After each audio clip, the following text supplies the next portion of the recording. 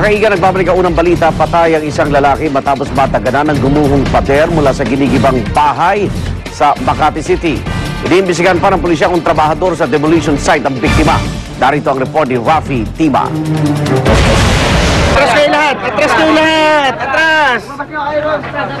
Halos 3 oras din bago natanggal ang bangkay ng biktimang si Julius Tombocon mula sa pagkakaipit ng 2 malaking tipak na semento dito sa lungsod ng Makati. Pasado alas 6 ng gabi ng gumuumano ang pader at bahagi ng flooring ng ginigibang bahay na tinuntungan ng biktima. From what we gathered, tumungtong siya rin sa parang second floor. Tapos hindi nakayanan, medyo mas mabigat yung weight niya kaya nag-collapse. Eksakto pa ganun. Iniimbestigahan pa raw ng pulisya kung trabahador sa demolition site ang biktima. Pero base raw sa kasuotan nito, posibleng nangangalakal ng bakal si Tombocon. Hindi pa kami in-inform kung talagang kasama talaga siya dun. Oo, kasi may mga nagsasabi na nangangalakal, nagtatanggal ng mga bakal-bakal, kaya na-disgrasya. No? So, we're still gathering facts. Pero nakahubad siya, di ba? Nakahubad, nakapambahay, nakasinelas. Bukod kay Tombocon, 2 iba pang bahagyang sugatan sa insidente. Kinilala ang 2 na sina Romel Mangula at Pepito Regala. Mula ng isagawang retrieval operation, wala umunong lumapit na kinatawan mula sa ginigibang bahay na nasa kanto mismo ng Kalayaan Corner Pasong Tamo sa Barangay Santa Cruz, Makati. Ipinag-utos na ni Mayor Junjun Binay na alamin kung may kaukulang permiso ang demolisyon. Meron tayong yung Makati Construction Safety Foundation at ini-inspect natin yung mga nagko-construct. So, dapat pati itong mga nagdi-demolish nito, kailangan maikutan ito. Para sa unang balita, Rafi Tima reporting.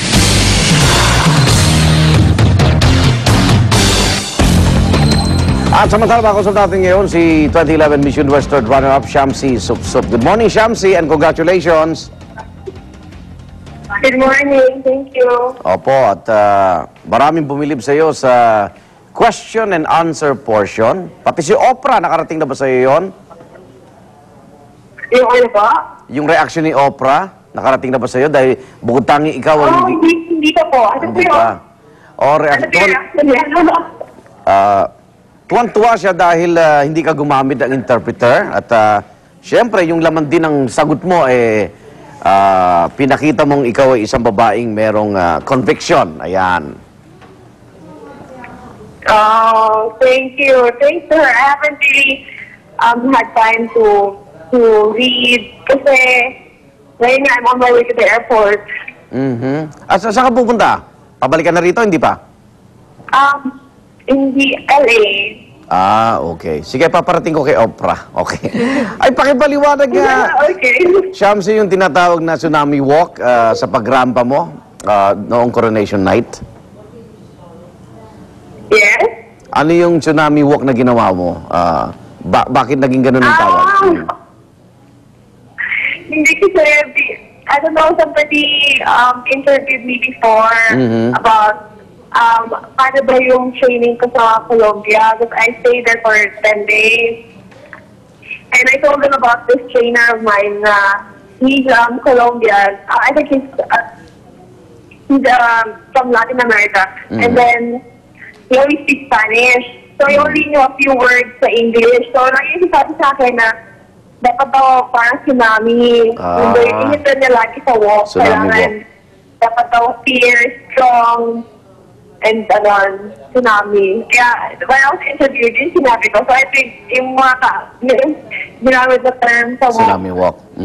Okay, naghahanda ng Jensen ang mainit na pagsalubong sa'yo pagbalik mo rito sa Pilipinas. Kanina kausap ko ang father mo at kasalukuyan ng kinakatay yung baka para sa paborito mong beef steak. Hello, sorry? Medyo ko narinig yung father mo kausap ko kanina at sabi niya, opo. Sabi niya, buhay pa yung baka pero handa na yung beef steak pagdating mo. Paborito mo pala beef steak. Yes, opo. Sobrang namiss ko na yung mga pagkain sa Pilipinas. Okay. Ano bang plano mo pagdabalik mo rito? Mag-showbiz ka o tutuloy mo yung karir mo bilang isang magaling na arkitekto? Kaya top-notcher to eh. Yung pagbalik ko po, may nasa Binibining Pilipinas pa rin ako. And I still have responsibilities sa Binibining Pilipinas. So kung whatever project they will give me, I will accept it. It's part of my job. And hanggang September pa ako with them. So, after that, siguro saka na ako, isa ko na yung pursue yung architecture. Okay. Salamat sa karangalan binigay mo sa Pilipinas at anong mensahe mo sa milyong-milyong Pilipinong nagtalunan kahapon. Pati ako tumili. Oh, biro mo ako tumili. Talaga? Oo, agulat. Yung tinatawag ka na sa yung top 5, no? Yung final 5. Ayan. So, anong mensahe mo sa kanila, Shamsi? Wow. So, una ko yan, like ko sinasabi na yung suporta na nakukuha ko, yun yung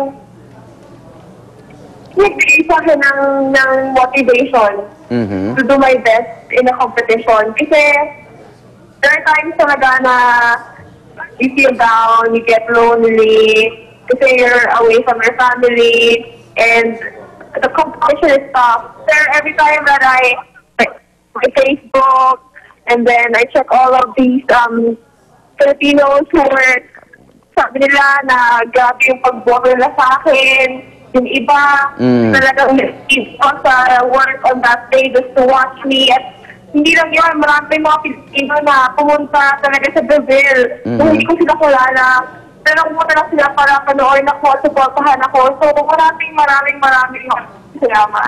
Shamsi, sino naging parang best friend mo sa mga kandidata? Kasi parang nung pinatawag yung top 10, may isang parang kinalabit ka o hinawaan ka nung pumupunta na siya sa harap ng stage. Hindi ko alam kung anong bansa yun. Ano po? Di ba may tinawag na isang kandidata sa top 10, pero pumunta muna siya sa'yo para hawaan ka? May naging best friend ka ba dyan na kandidata? Ano po? Sorry, medyo choppy. Kasi, Sino naging close? Hindi ko marinig masyado. Sino naging close mo sa pageant? Anong bansa? Sino po ang... Close. Naging parang friend mo. Close friend dyan. Sa mga candidate. Sino ang naging malapit sa'yo sa mga candidate na naging buddy-buddy mo? Sino naging close friend ko? Of course, yung roommate ko po, si Miss Korea. Si Miss Korea. Oo. Si Miss Angola, anong cell number? Hindi. Si Miss Angola, kamusta? Hindi ko tayo siya naging close, pero as far as I have seen her, she's been very calm, very relaxed, laid back. Kumbaga, and she was just friendly, and hindi siya yung parang sobrang, you can see na aggressive. But I think she had a lot of friends, and she was just really charming. At o nga pala, ba makalimutan mo yung mga kaklase mo sa UP na nag-high heels pa pala. Wow, grabe. Sa'yo na ko na nalaman yun. So, tonto ako kasi hindi namin sa architecture. Lagi ko rin naka-heels na dati. Habang nag-aaral pa ako. And yun, I can't believe na yun yung ginawa nila ngayon as a tribute to my achievements here. So, kailan yung anong schedule ng balik mo rito sa Pilipinas at marami nang nag-aabang sa iyo rito? Hindi ko po alam yung exact date of arrival. Basta alam ko, ang alis ko sa on 16. Okay. Hindi ko alam po kung dating ko dyan. May nagtatanong dito, pinatatanong lang ha, may boyfriend ka na ba, Shamsi? Ba't gano'n? Lahat at ang tao, yun ang tanong sa akin. Oo.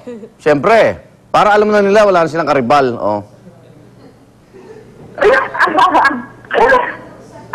Opo. Okay. Ano kayo? Meron ng boyfriend si Sham. Ano mensahe mo sa boyfriend mo? Itago natin ang kanyang identity. Ano po? Anong mensahe mo sa kanya? Nagkausap na kayo? Hindi pa kami nagkakausap pa.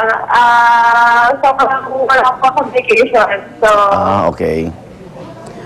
Ayun. Okay. Good luck. Kinikilig. Good luck sa inyong dalawa.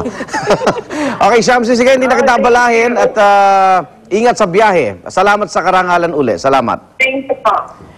Maraming salamat si 2011 Miss Universe Third Runner-Up, Shamsi Supsup.